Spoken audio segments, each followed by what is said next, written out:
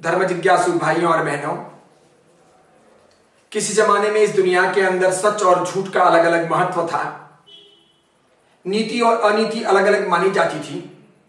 न्याय और अन्याय की भेद रेखा की जा सकती थी।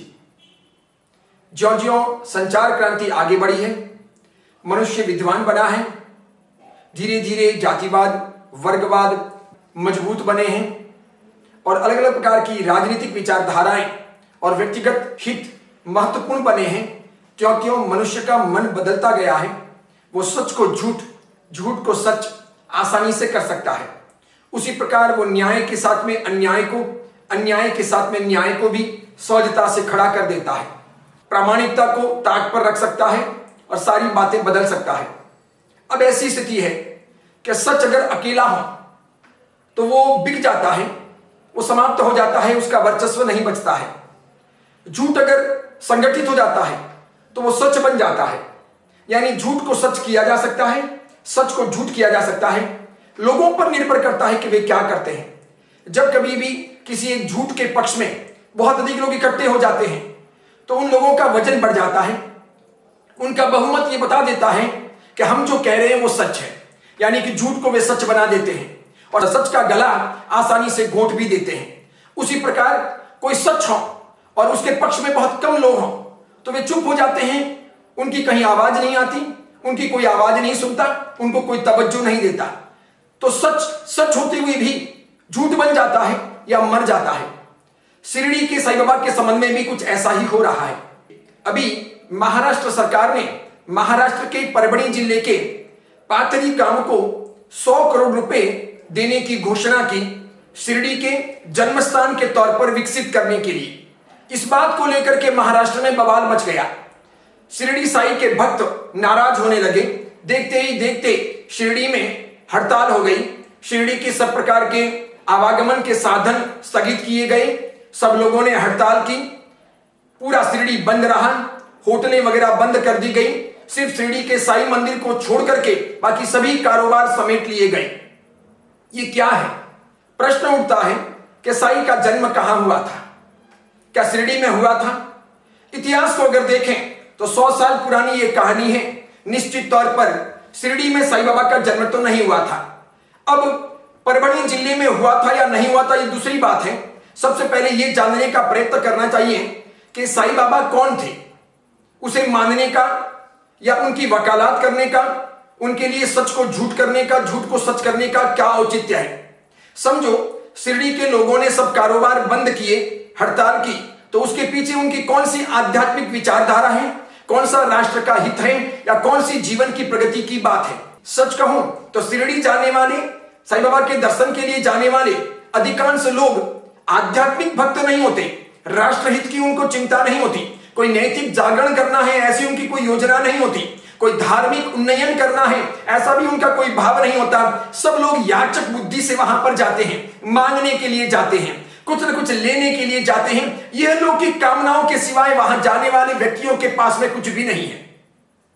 इसीलिए जिन लोगों ने होटलें बंद की, कारोबार बंद किए, उन सबका भी आर्थिक हित है। उनको लगता है कि शिरडी का नाम प्रसिद्ध होना चाहिए, शिरडी की महिमा कम नहीं होनी चाहिए, मैक्सिमम लोग शिरडी आने चाहिए, हमारा कारोबार बढ़ना चाहिए, हमारी आर्थिक उन्नति होनी चाहिए, हमारे स्वार्थ सधने चाहिए, हमारे मतलब सिद्ध होने चाहिए। ये उनका आधार है। शिरडी के साईं बाबा से उनका कोई बहुत लेना देना नहीं है।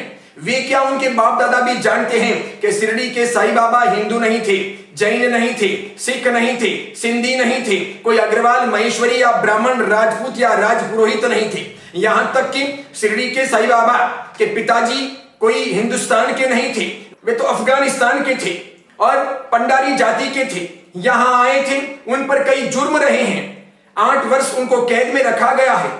उसी प्रकार झांसी की रानी को मरवाने में उनका हाथ था, यह भी सिद्ध है। इसके सिवाय यानी इस्लामीकरण के लिए षड्यंत्र पूर्वक साईं बाबा को यहां पर लाया गया, यानी शिरडी लाया गया।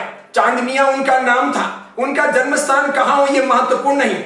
सबसे बड़ा सवाल यह है कि हिंदुओं को वहां जाना चाहिए कि नहीं जाना चाहिए, जैनों को उन्हें मानना चाहिए कि नहीं मानना चाहिए।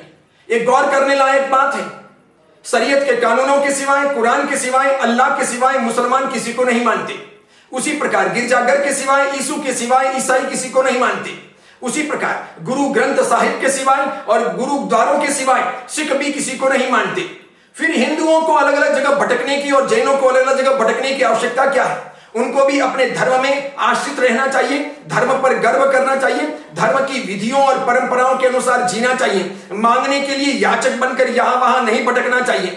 बहुत दुख की बात है कि मुसलमान होते हुए भी मुसलमान लोग शिरडी के साईं बाबा के दरबार में नहीं जाते, वे अल्लाह की इबादत ही करते हैं। जब मुसलमान वहां नहीं जाते तो हिंदुओं को और जैनों को वहां माथा पटकने की जरूरत क्या है? दूसरी एक बात, क्या शिरडी के साईं बाबा जैन थे? नहीं थे। हिंदू थे? नहीं थे। उनका जीवन आचरण हिंदू या जैन धर्म के अनुसार था? नहीं था। उन्होंने जितनी जिंदगी जी उन्होंने इस्लाम के अनुसार जी। वे मांसाहार करते थे, नमाज पढ़ते थे, उनकी कब्र हुई, उनको दफनाया गया, उनका कोई अग्नि संस्कार नहीं हुआ। जब अग्नि संस्कार नहीं हुआ, उनकी कब्र बनाई गई, उसी कब्र पर मूर्ति पूजक लोगों को आकृष्ट करने के लिए हिंदुओं और जैनों और ऐसे अन्य फूटे हुए लोगों की आंखों में धूल डालने के लिए वहां कालांतर में मूर्ति की स्थापना की गई। पैसों का बोलबाला रहा, चमत्कारों के बखान होने लगे, फिल्मों में उनके गीत आए, देखते ही देखते चमत्कारों के नाम पर वहां भीड़ जुटने लग गई। बाकी सच तो यह है कि क्या राम पुराने नहीं, कृष्ण पुराने नहीं, महावीर पुराने नहीं? उसी प्रकार उपनिषद हो, वेद हो, भागवत गीता हो या जैन आगम हो, ये पुराने नहीं, इनका अपना इतिहास है, इनकी अपनी साधना है। शिरडी के साईं बाबा के साथ में ऐसा कोई ताल्लुकात सिद्ध नहीं होता। ये तो भारतीय लोगों के साथ में खिलवाड़ है, बड़ी मात्रा में हिंदुओं और जैनों को भटकाने का षड्यंत्र है, और इसीलिए धीरे धीरे इस प्रकार इस्लामीकरण की व्यवस्थाएं हैं। सच ये है कि हम लोगों को सत्य स्वीकार करना चाहिए, सही मार्ग पर आगे बढ़ना चाहिए। आज देखिए, किसी जमाने में हिंदू लोग सीताराम कहते थे, जय सिया राम कहते थे। आज धीरे धीरे साई राम आ गया, सीता को निकाल दिया गया और राम के साथ में साई को फिट किया गया है। उसी प्रकार हर जगह पर साई के नाम आते हैं, ओम शाई आता है, कई सारे हिंदुओं के मंत्र साईं बाबा जैसे बना दिए गए। यहां तक कि हिंदुओं के देवी देवताओं और यहां तक कि भगवान राम कृष्ण इत्यादि की मूर्तियां भी छोटी हो गई। हिंदू मंदिरों में साईं बाबा की बड़ी बड़ी मूर्तियां बिठा करके पूरे हिंदू मंदिरों को भ्रष्ट करने का काम हो गया।